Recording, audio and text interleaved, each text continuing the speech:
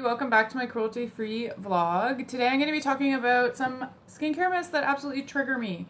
So, I am a cosmetics professional. Gross, that's a gross term. I'm in the cosmetics industry. That is also super gross. But basically, because I am in that field, I get asked a lot of skincare questions. And there are a bunch of things that people say that I hear over and over again that are skincare myths, and they just absolutely trigger me. So today you're going to see a side of me that's a little more impatient, a little bit more arrogant, and a little bit more of a dick.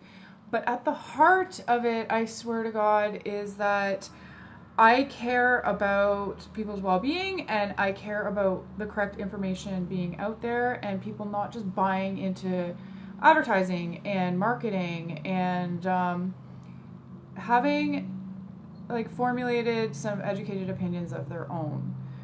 Also, on a personal note, don't go to a professional with questions if you're gonna have a bit of a closed mind. Michael Ian Black actually has an amazing interview with Stephen Colbert, where he basically explains that this is what's wrong with America, this sort of arrogant entitlement where you think you know better. So I will post the link to that because Michael Ian Black, if you've never heard of him, he's good. He's very, very good. Okay, so getting to my list. Number one, this gives me a trigger of 2. I'm going to do a trigger scale. So number 1 is slightly triggered. Number 5 is super duper triggered. So the first thing is day and night cream. When people really want a day and night cream and that's it. What is that? Like, where did that start? Does anybody have the Oxford English Dictionary origins of the day and night cream necessity? To me, it just seems like advertising. I always tell people it's best to kind of diversify your portfolio and have different skincare products that are going to do different things. Have one that has glycolic in it. Have one that has vitamin C in it. So that you maximize the benefits. I don't get the whole day and night cream because it's usually the same ingredients except the daytime has an SPF. Sometimes I've seen day and night creams where the daytime doesn't even have an SPF. There are certain things that are better at night. Like everybody knows retinol is photosensitive, so it's good to use it at night. But get 2 different kinds of products if you're going to be spending that kind of money. So that's a trigger of 2. I have another trigger of 2, which is kind of along, it's similar to that, and that is people who say, oh my God, my skin is so sensitive. What do you recommend? And then I'm like, what are your sensitivities? And they have no idea. I can't psychically read your skin. Does that make sense? If you don't know your sensitivities, I don't know your sensitivities. So a way that I kind of gauge is I usually ask what products they use right now, and I swear to God, half the people say Lancome or L'Oreal or whatever, and I'm like, for the love of God, if you're using Ren or G, you do not have sensitivities. You do nothing. You can put bleach on your, sorry, I shouldn't, no, I'm not gonna go there. I'm not gonna trash other brands. My point was only that sensitivities is a very general term, and I think people throw it around way too much. And there it is. So along the same line, literally, as that, is people who will only use products from the same line.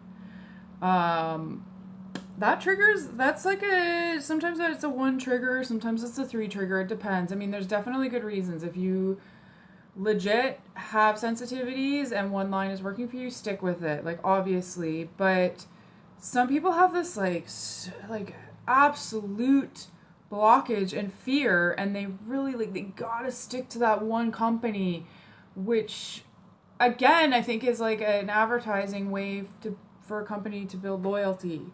But, why wouldn't you be able to use a cleanser from one line and a retinol from another? It makes no sense. How are they... I mean, certain chemicals are incompatible, like glycolic acid and retinol, but Like, how would an entire line be incompatible with another entire line? A lot of these skincare uh, products use similar ingredients. Like, I don't know. I don't know what to tell you. Okay, so my next one, which is maybe a 3 trigger, is apricot scrub. Like, just, are we still using apricot scrub? Like, no. Like, that St. Ives jar, the 80s are over. Like, that stuff is pretty abrasive. It's going to cause micro tears. Like, there's way better ways to exfoliate than the old apricot scrub. But yeah, I don't know. That's treading on psychological territory there, because people have quite an attachment to the old apricot scrub. Anyways, moving forward. People that have dark spots and refuse to use an SPF.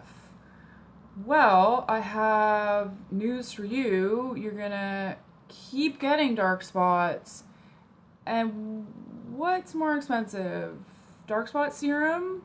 Shout out to Naya24 Rapid Depigment Serum. Awesome stuff, but that puppy will cost you $90. SPF is not that much. I don't know. I don't know what to say. That's a 4 trigger for me. I mean, I think that's SPF is the reason that Ali G said, check yourself before you wreck yourself. Am I right? Okay, moving on.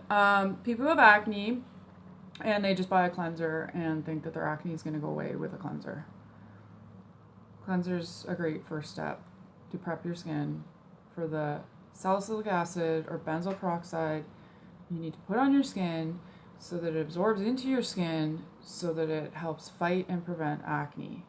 A cleanser is not some sort of super weapon. I don't get it. If you're going to spend your money, because acne cleansers aren't like that cheap, if you're going to spend your money, spend it on the treatment, the moisturizer with salicylic acid or benzoyl peroxide. And that's all I got to say about that one. That's kind of a 3 trigger because it doesn't make any sense to me.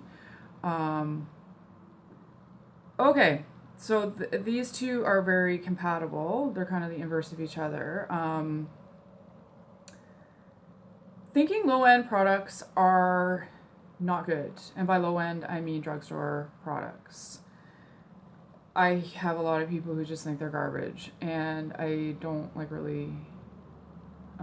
That opinion kind of seems to maybe have its root in like a money snobbery to me. I'm not sure. I mean, yeah, like my mom says that Maybelline in the 1950s wasn't great, and I totally believe her. But these brands have come quite a long way. And unless you're willing to give me like some serious concrete proof, I just find it I find it an odd thing to say to me too, because it's like half of what I'm wearing is NYX anyways. Like, what have you stepped outside of, once again, the 80s? Like, I do remember going to Zellers and like Clariol, I don't think that's even a company anymore, was in there. Like, yeah, no, that wasn't good stuff, but move your 4 opinions a little bit ahead from the 80s to 2017, and there's some amazing, absolutely mind-blowing stuff that you can get for $10 at the drugstore.